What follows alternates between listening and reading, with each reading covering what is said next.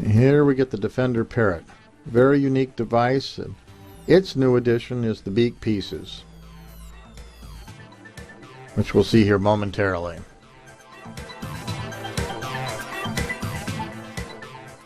The beak pieces were invented to attack digits, literally to break fingers off your body.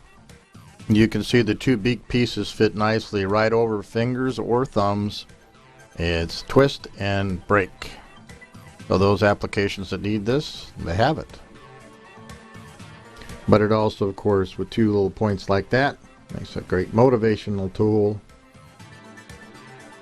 You can see there. Again, those beak pieces literally fit right over your fingers, or their fingers. And that's interesting use here. You see there's 3 points there. Coming in, hooking in the back like we did before, pushing him away.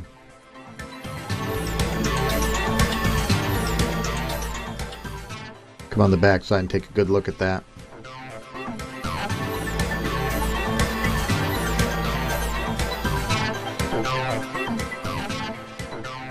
It's also nice because things run into it. The fish can run into those two beak pieces. Pretty nice.